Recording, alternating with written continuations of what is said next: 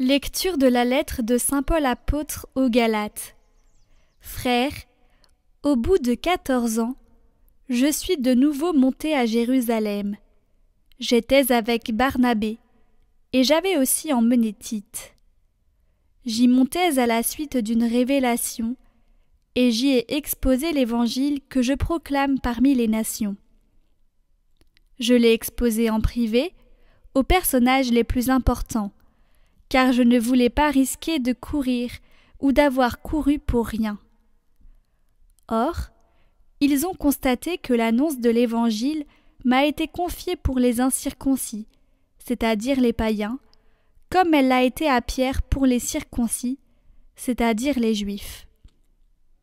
En effet, si l'action de Dieu a fait de Pierre l'apôtre des circoncis, elle a fait de moi l'apôtre des nations païennes. Ayant reconnu la grâce qui m'a été donnée, Jacques, Pierre et Jean, qui sont considérés comme les colonnes de l'Église, nous ont tendu la main, à moi et à Barnabé, en signe de communion, montrant par là que nous sommes, nous, envoyés aux nations, et eux, aux circoncis. Ils nous ont seulement demandé de nous souvenir des pauvres, ce que j'ai pris grand soin de faire. Mais quand Pierre est venu à Antioche, je me suis opposé à lui ouvertement, parce qu'il était dans son tort. En effet, avant l'arrivée de quelques personnes de l'entourage de Jacques, Pierre prenait ses repas avec les fidèles d'origine païenne. Mais après leur arrivée, il prit l'habitude de se retirer et de se tenir à l'écart, par crainte de ceux qui étaient d'origine juive. Tous les autres fidèles d'origine juive jouèrent la même comédie que lui, si bien que Barnabé lui-même se laissa entraîner dans ce jeu. Mais quand je vis que ceci ne marchait pas droit selon la vérité de l'Évangile, je dis à Pierre devant tout le monde : « Si toi qui es juif, tu vises à la manière des païens et non des juifs, pourquoi obliges-tu les païens à suivre les coutumes juives ? »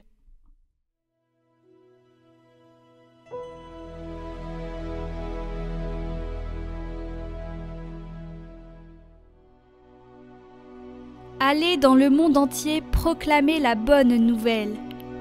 Louez le Seigneur tous les peuples, fêtez-le tous les pays. Son amour envers nous s'est montré le plus fort, éternelle est la fidélité du Seigneur.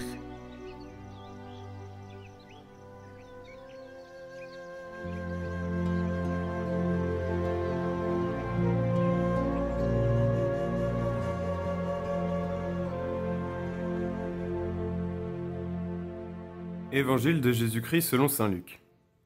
Il arriva que Jésus, en un certain lieu, était en prière.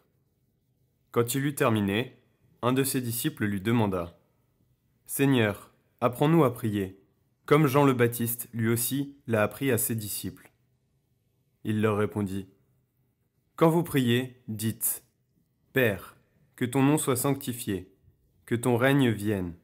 Donne-nous le pain dont nous avons besoin pour chaque jour. Pardonne-nous nos péchés, car nous-mêmes nous pardonnons aussi à tous ceux qui ont des torts envers nous. Et ne nous laisse pas entrer en tentation. »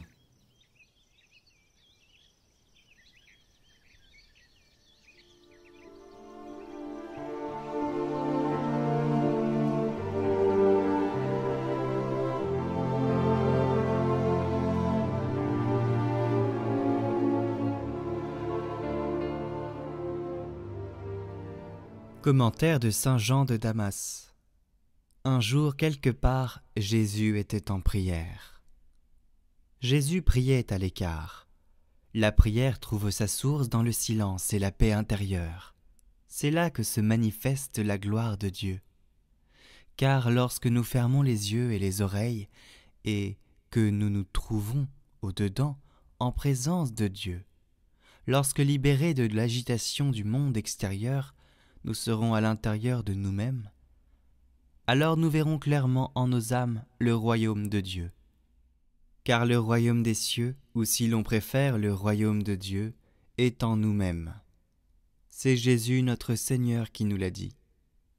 Pourtant, les croyants et le Seigneur prient d'une façon différente.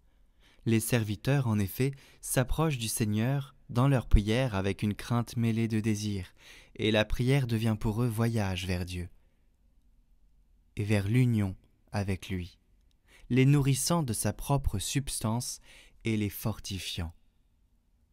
Mais pour le Christ, dont l'âme sainte est unie au Verbe de Dieu, comment va-t-il prier ? Comment le Maître va-t-il se présenter dans une attitude de demande ? S'il le fait, n'est-ce pas qu'après avoir revêtu notre nature, il veut nous instruire et nous montrer le chemin qui, par la prière, nous fait monter vers Dieu ? Ne veut-il pas nous apprendre que l'oraison abrite en son sein la gloire de Dieu ?